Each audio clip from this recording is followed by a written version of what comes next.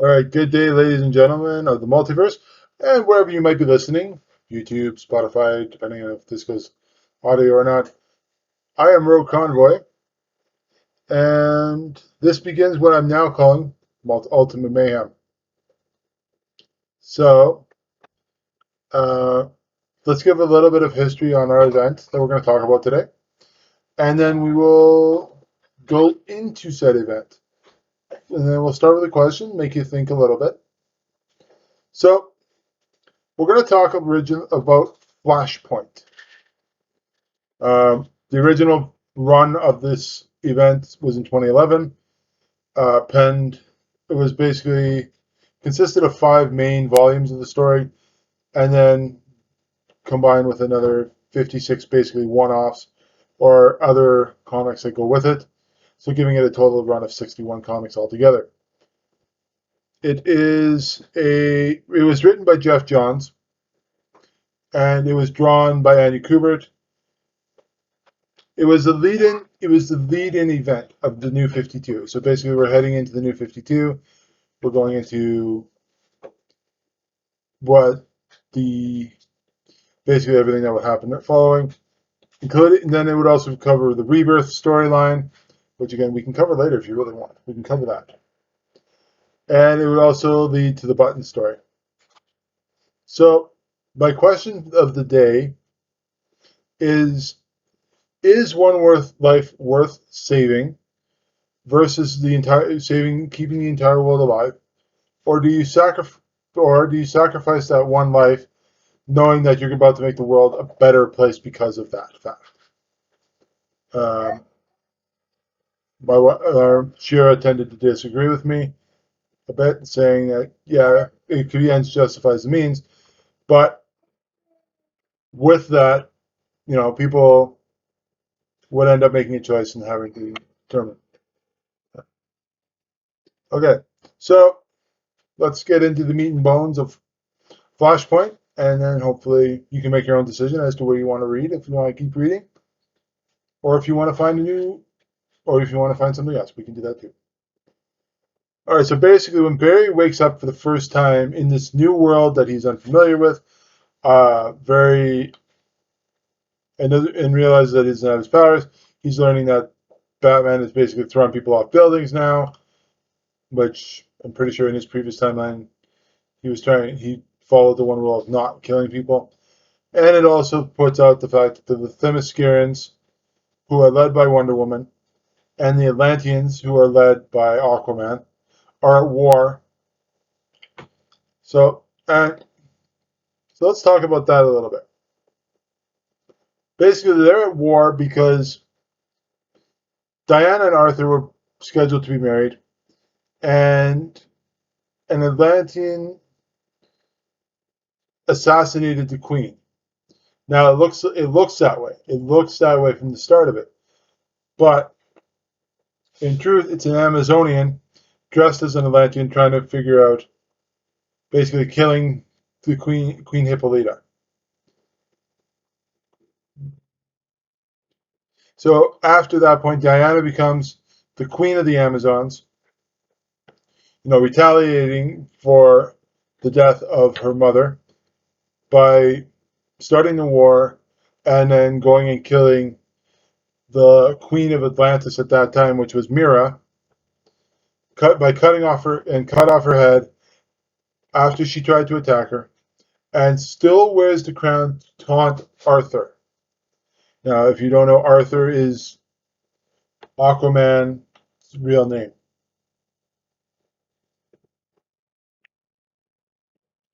And so basically, Aquaman tries to sink the UK in the process of all of this. Basically, the home that the Amazonians have built on the island, and they're basically trying to sink the UK. So while the war is still going on, Barry travels to Gotham City in hopes that he will be able to hopefully find who he believes is his friend, Bruce Wayne, or as we all know him, Batman. Now, Barry goes to the Batcave and, you know, finds a Batman. He finds a Batman. But it's not the Batman everyone believes it to be. Now, the two of them, they fight, and Barry basically calls out Bruce's name, hoping that he could jog a memory, get him to remember who he is. But then the man in the suit asks him, why did he say that name? It's basically the simple reference as the same of if you watch Batman versus Superman, the idea that somebody's going to yell at Martha and the two of them are going to be like, why did you say that name? There's no reason for you to say that name. But too bad for you, you fingered it out. So then he comes to the realization that it's not Bruce Wayne in the suit, but it's his father, Thomas Wayne, in the suit, doing all the shit, basically tossing people off buildings, not really caring about the rest of the world. And then, see, one of the effects of Thomas Wayne and the whole point of Barry traveling back to save his mother was that it changes pieces of this timeline. It changes pieces that would have made the story more crucial. Takes this one, for example, is taking Thomas and Martha Wayne and having them survive the death of basically, instead of them dying, the death of their son. And the two of them becoming the villain and the Batman in question. So Martha, who, again, we're not going to have everybody yelling at Martha because at this point she's already saved, and you never know who doesn't give PTSD to Batman at this point. Basically cuts open the side of her. She basically cuts open the side of her mouth to make a fake smile, and that helps her apparently, which helps her cope with the loss of her son. And if you've ever seen Batman, like Dark Knight, it's a resemblance of that particular Joker. So she becomes Joker, but in resemblance of what Heath Ledger had done with the Joker in that particular movie. So Barry is basically now trying to explain to Thomas Wayne who he is, how he was friends with his son in an alternate timeline, and basically Thomas calling him out on the lies. So Barry uses the ring that he's wearing. So the suit that he has fits in an interdimensional vortex, or what, I don't know what's actually it's in there. And he pops it out, and what comes out of the ring, instead of his traditional red and gold that he would always wear, his nemesis, the Reverse Flash or Eobard Thawne suit appears instead. Barry wonders, okay, so what has happened now? I can't use my own suit. So it leads to the point where Thomas Wayne and Barry decide that he wants to recreate the accident that made Barry the Flash in the first place in his timeline. And so, if you don't know that, basically he gets hit by lightning and a bunch of chemicals fall on him. He gets superpowers, he gets his speed, he gets his healing abilities. And he's starting to come to the realization at this point that it's not a parallel dimension like he's used to, like going to different Earths and traveling, finding different people and beating himself with a million times. It's instead an alternate reality that he's falling into. He has fallen into basically the whole timeline of him going back, saving his mother, and then he's basically reformatted the timeline so that certain events that shouldn't have occurred have now occurred. We could insert a bad Flash joke here, but 52 times does not qualify. And now, if you're wondering about that one, I watched, so on one episode of the Flash TV show, they talked about basically trying to protect the timeline, and then Nora basically goes back 52 times to try to protect her friends as they were going. So after that, So they tried the experiment the first time. It failed because, for whatever reason, just didn't happen. At the same time, over in the UK, over in New Themyscira, Steve Trevor, who in the Wonder Woman movie is the lover of Wonder Woman, or boyfriend, or whatever you want to call him, and he is sent there to basically extract a resistance member who's carrying intel for them to get better insight into the Amazonians and the Atlanteans. Um, and that person is Lois Lane. So Wonder Woman finds Steve waiting on the tarmac with a plane and strings him up with the lasso of truth to get the information that he's waiting on, or basically to find out that he's waiting on or Lois Lane to come so he can extract her so that she can take the information to the Americans and they can deal with it from there. Basically, after that, the president requests Cyborg come to him or her. I don't remember if it was male or female. I'm just going to go either or. And they determine that there's a traitor within their own resistance, and they relieve Cyborg of his duties as the commander of the resistance. So if you do an experiment and you know it's going to fail the first time, you really think going back the second time was the idea. Apparently, Thomas and Barry thought that was the idea. Even though Thomas is a trained medical professional, he still allowed Barry to go through, even though he wasn't fully healed, he wasn't ready to go, and knew that he might die on this chair if the experiment didn't go the second time around. But basically took that judgment, said, throw it out the window. So the second time this experiment goes as it should, Barry manages to get his powers back from the previous timeline that he was part of, and takes the suit that his nemesis wears and turns it into what we know as the traditional red and gold for the Flash. Now, throughout all this, Barry basically believes that Thawne is the one responsible for all of the current events that have happened, but he's not sure how it happened, though. Basically, now the three of them, Thomas, Barry, and Cyborg, all go and join the fight to help put down the Themyscirans, put down the Atlanteans. But with that, Cyborg hacks into a government file and tries to find the location of Kal-El, or as he's mostly known to everybody else, Superman. And the government has locked away, or there's a project file known as Project Superman on the files. So the three of them travel to the location that Cyborg has acquired.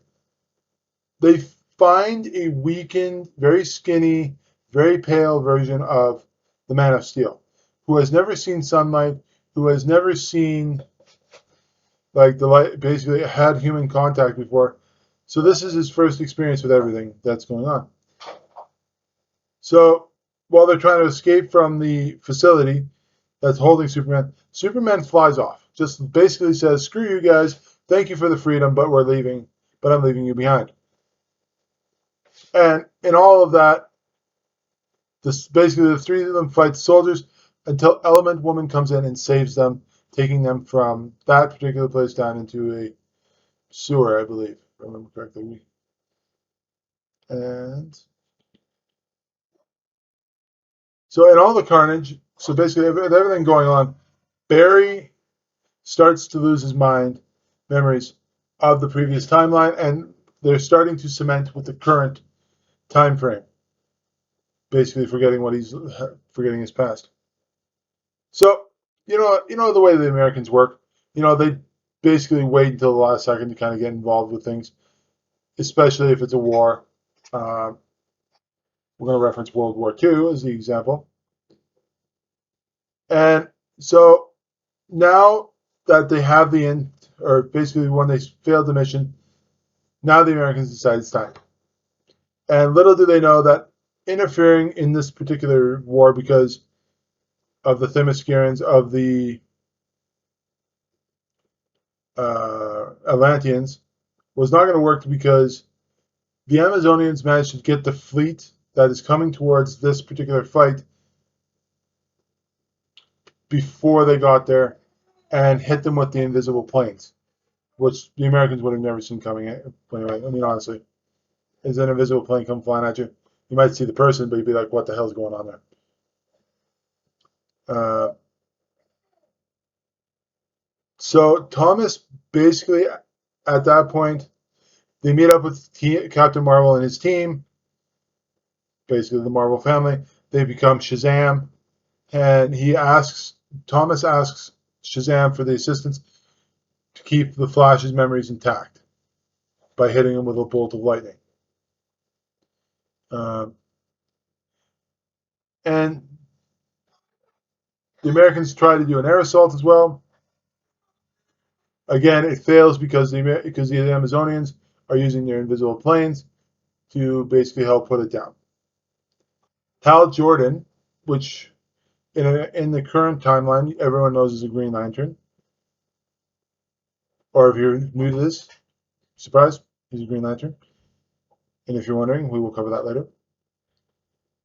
Basically becomes the first casualty of the American assault because it's a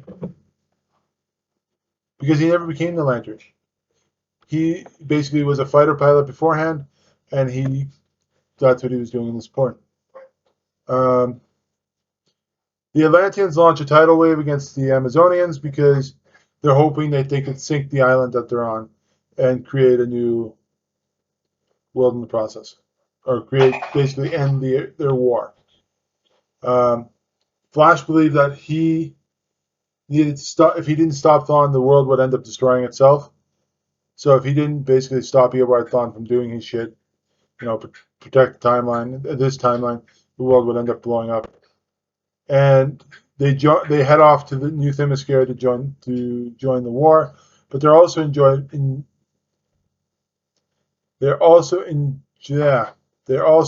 by the Enchantress. And so basically, Wonder Woman and Aquaman now lead their teams, but they're also squaring off until the teams can arrive safely at this point. So Shazam then becomes a key instrumental part in this. The Marvel family, so it's not like the woman who basically went to space, became an alien, came back to Earth, tried to fight the Kree, and realized that she's basically wrong. No, Shazam is a basically a god who is several small children, but they all come together as one person. I'm still mystified by that as well. He then goes over to attack Wonder Woman, and then that is when the realization comes that Enchantress, who is a magical mystical being, thousands of years old, is the one that was working with the Amazons the entire time. So basically, she reveals herself to be the traitor amongst the resistance. So she manages to get the family to split back apart. And then basically one of the conspirators, Penthalisa, I don't know if that's how you pronounce it, but we're going to go with it. Wonder Woman's aunt ends up killing Billy, so the main guy that formed Shazam in the first place, and causes a massive explosion which takes down everybody. Atlanteans, Amazonians, the Resistance, the fighters that are there. So with everyone being down at that point, the devastation continues to spread among the island. Eobard appears to Barry, and then he reveals that basically everything that has happened in the past, I'm going to say several weeks, was the result of the one instance, of the one time frame that he goes back to save his mother, which Thawne was originally going to kill, creating the accident, creating Barry, creating the Flash, creating his greatest rival. Barry eventually. So Uh, so basically, Barry's trying to stop Thawne, though he doesn't really need to be. He doesn't really need Barry anymore. He originally needed Barry to survive through his life in the past, but now he's basically a living paradox of himself, so that at this point he no longer needs Barry to survive in the world. And as Thawne continues to taunt Barry with that piece of knowledge, there's two versions of this. Now, there's two versions of this story that end up this case. One is that he gets shot in the head. So basically, both versions involve Thomas Wayne, who's Batman, who's dying from injuries. And so the comic book version goes that he killed him with one of the Amazonian swords. The other one is he basically shot him in the head and killed Thawne that way. So regardless, Barry gets enough speed to go back in time and start The fight continues. Superman finally arrives after spending a little bit of time trying to get himself together and figure out who he is. And how he comes to help the remaining heroes who are left. Basically, the first instance of this, he kills the traitor. He kills the Enchantress by literally landing on her. So he came in, landed on her, and said, "Well, yeah, you're done."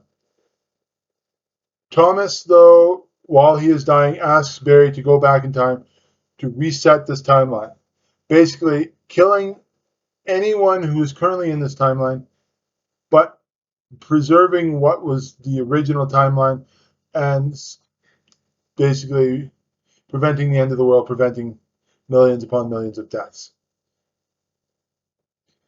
But he also knows that he is going to die, his wife is going to die, so he hands him a letter for his son. And then basically hands him a letter to Bruce, explaining to him, the sacrifices he made and all that, and the events that had occurred.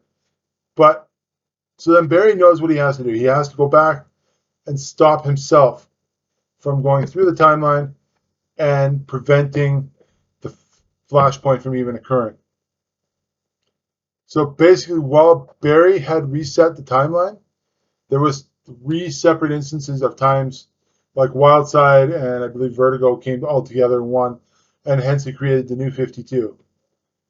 Basically, when Barry awakes, so basically Barry starts off where he started originally, sleeping in a chair in the office, and he remembers what had happened during Flashpoint, but he also remembers what's happening now.